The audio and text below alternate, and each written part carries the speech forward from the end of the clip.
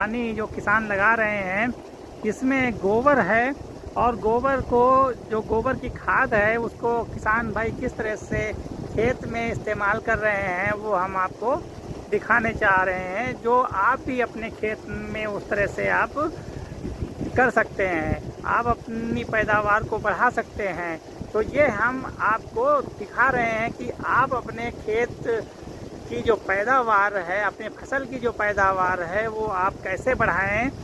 ये मेरा ध्येय है कि ज़्यादा से ज़्यादा किसान फ़ायदा उठा सकें और अपनी फसल की पैदावार को बढ़ा सकें। राधे राधे, मैं अनूप विश्वकर्मा अपने चैनल पर आप सभी का स्वागत करते हैं। मित्रों, आज हम चर्चा करेंगे गौमूत्र में पाए जाने वाले तत्व। सबसे पहले तो हम आप लोगों को बता देना चाहता हूँ और विश्वास के साथ में मैं कोई किसी चीज़ का मैं बिजनेस नहीं करता हूँ।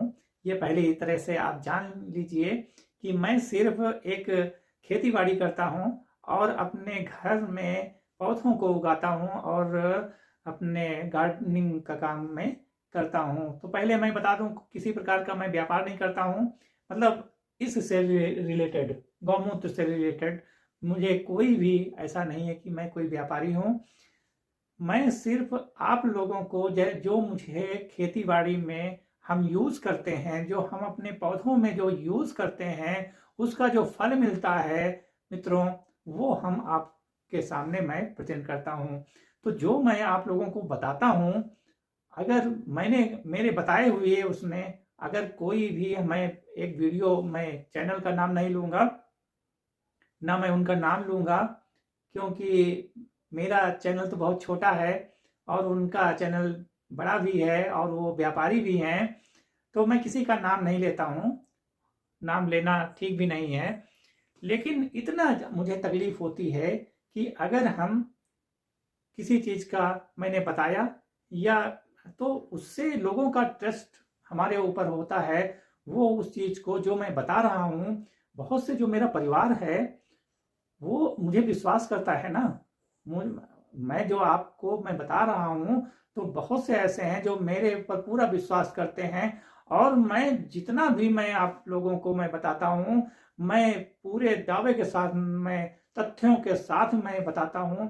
मैं ऐसे अपने मन से कुछ नहीं बताता हूँ मित्रों, क्योंकि ऐसे बताना एक मैं तो अपने आप को एक अगर मैंने झूठ बता दिया तो मैं एक अपने को माफ़ नहीं कर पाऊँगा।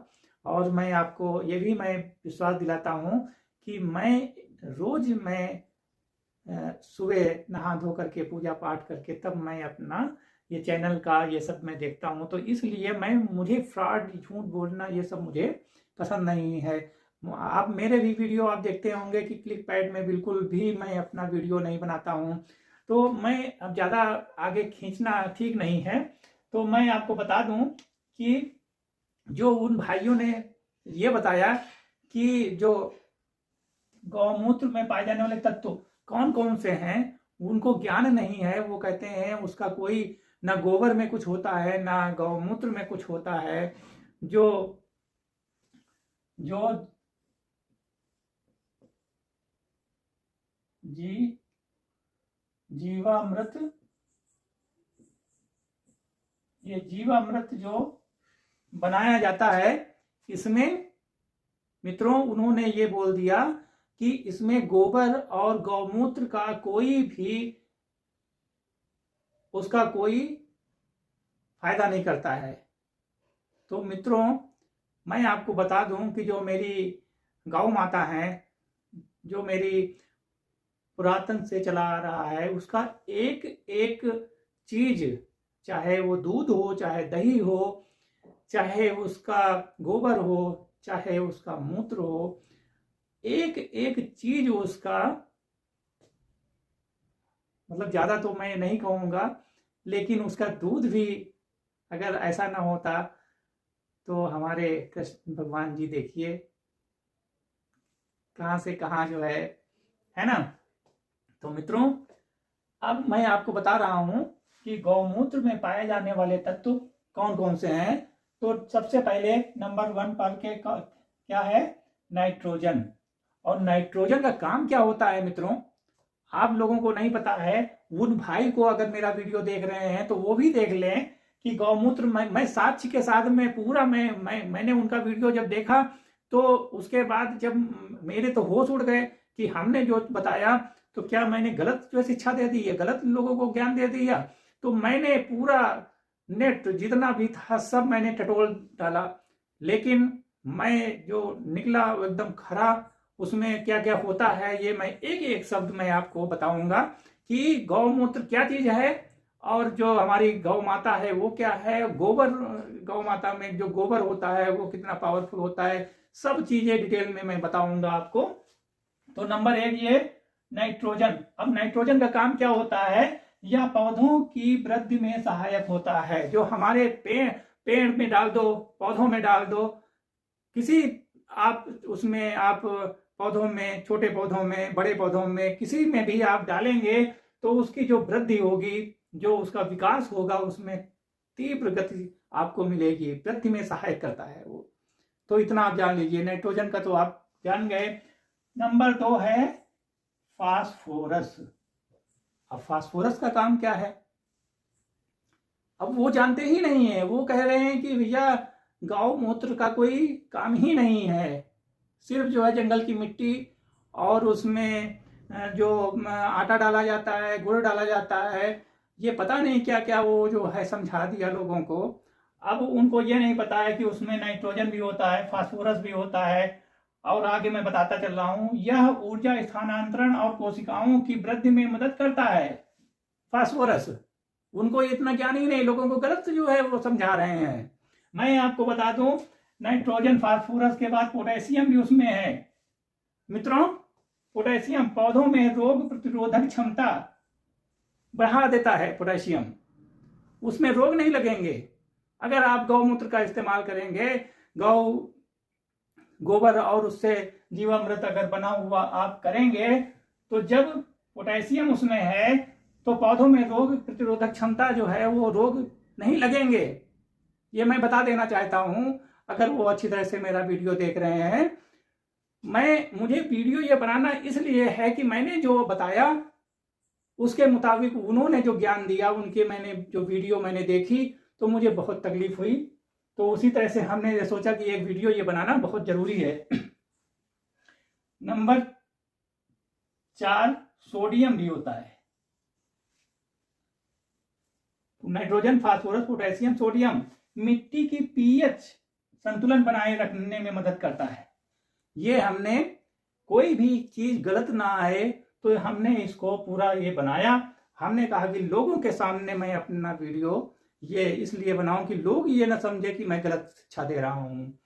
तो सोडियम का काम क्या है, मिट्टी के पीएच संतुलन बनाए रखने में मदद करता है। सल्फर का काम क्या है, सल्फर भी होता है नंबर 5। सल्फर फसलों में अमीनो एसिड और प्रोटीन के निर्माण में सहायता करता है। तो इतना ज्यादा अच्छा जो है हम लोगों का गौमूत्र है, लेकिन उन भाई को कुछ दिखता ही नहीं है। अब नंबर 6 क्या है, इतना होने के बाद अभी मैग्नीशियम भी उसमें है। अब मैग्नीशियम का काम क्या है, पौधों के पत्तों में क्लोरोफिल बनता है। पत्तों में जो क्लोरोफिल बनता है, जो हरा हरा होता है, आप उसमें वो उसकी वृद्धि कर देता है। जो अगर इसका इस्तेमाल आप करेंगे तो क्लोरोफिल जब बढ़ाएगा, जो पत्ते होंगे जो और बढ़िया जो है हो जाते हैं। तो इसमें अब यूरिया भी उसमें पाई जाती है। अब उन भाई को क्या बताया जाए कि उसमें क्या क्या होता है। यूरिया, अब यूरिया तो जानते ही है कि क्या काम होता है यूरिया का, वो तो किसान को बताने की जरूरत ही नहीं है। अगर किसान भाई किसान है, यूरिया डालते हैं तो सभी किसान जानते हैं कि भैया यूरिया डालो और उसकी वृद्धि, जो फसल की वृद्धि है वो बहुत तेजी से जो है बढ़ती है। सब किसान भाई, मुझे तो विश्वास है कि जितने भी हैं भैया यूरिया डालो और उसकी जो फसल की ग्रोथ है वो बहुत तेजी से, देहाती भाषा में ये सब किसान भाई जानते हैं। अब नाइट्रोजन हो गया, फास्फोरस हो गया, पोटेशियम हो गया, सोडियम हो गया, सल्फर हो गया, मैग्नीशियम हो गया, यूरिया हो गया। उसके बाद सूक्ष्म पोषक तत्व भी उसमें होते हैं, जैसे लोहा, जिंक, मैग्नीज।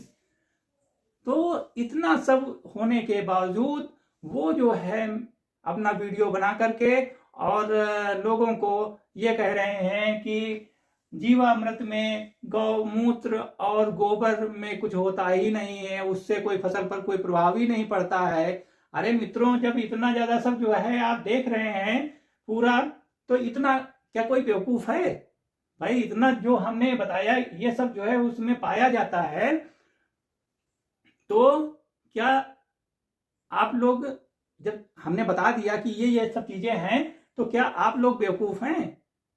आप लोग ये नहीं जानते हैं कि भाई ये सब चीजें अगर उसमें पाई जाती हैं तो फसल में सर्वांगीण विकास उसका होगा, चौतरफा विकास होगा।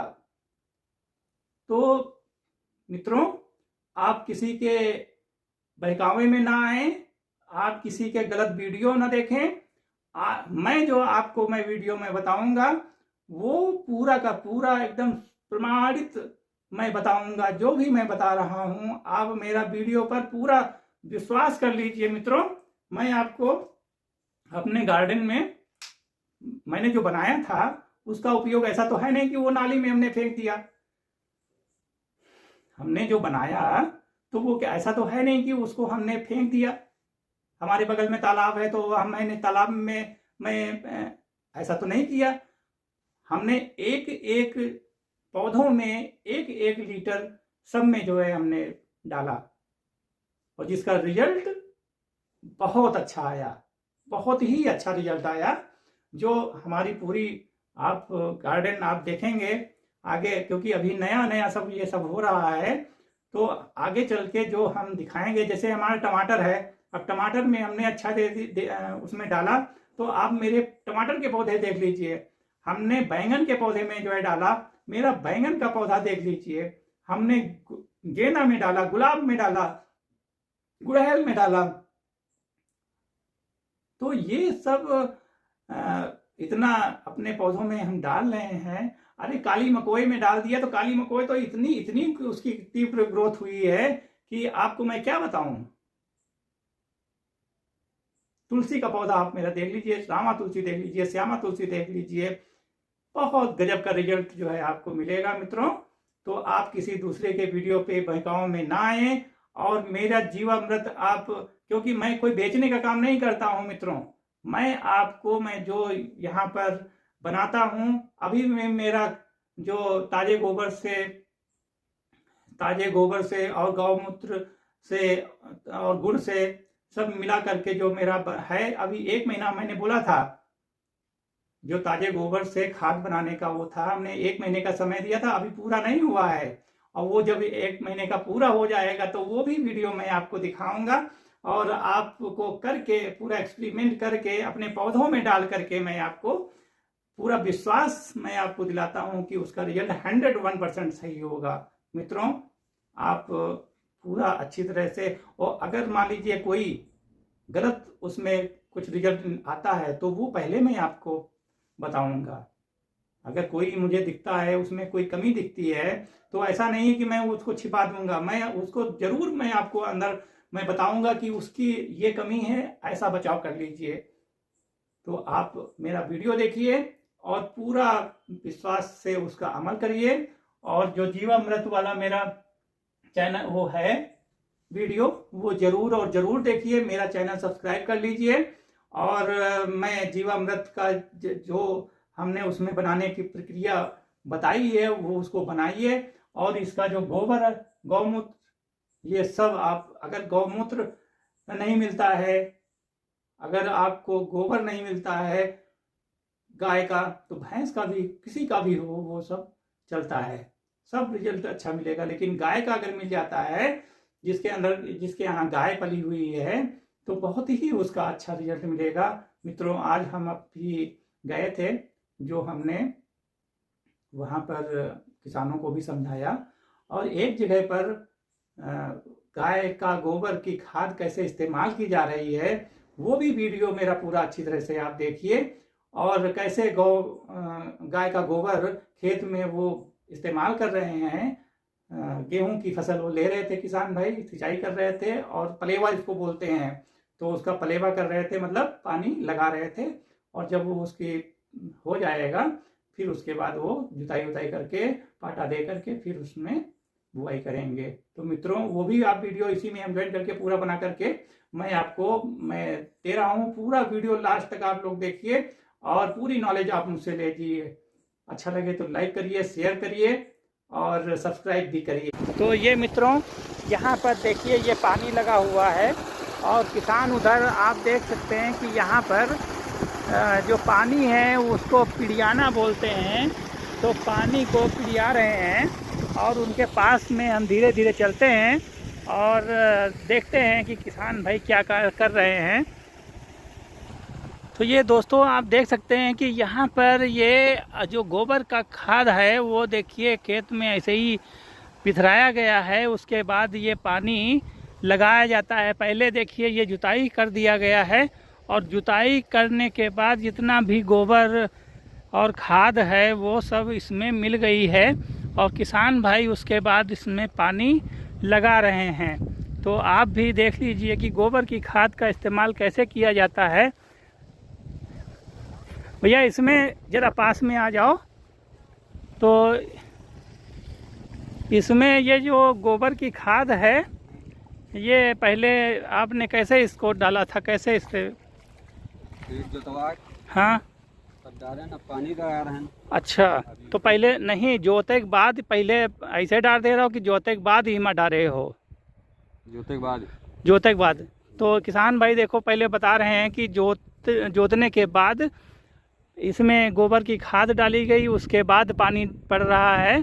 तो यहाँ आप देख लीजिए कि गोबर आप भी अगर आप फसल आप कर रहे हैं तो पहले आप जुताई कर लीजिए, उसके बाद फिर गोबर की खाद आप डालिए, फिर पानी लगाइए और पानी लगा करके फिर ये सड़ जाएगा। उसके बाद फिर आप अपना इस्तेमाल करिए।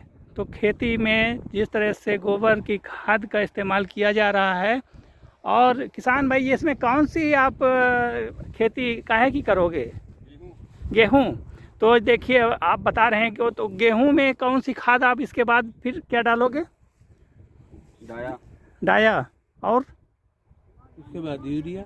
यूरिया नहीं, और जिंक और पोटास? ये साहब का खेत है जो डलवा है। अच्छा अच्छा, तो जिंक पोटास ये भी तो जो है डाला जाता है। अच्छा अच्छा।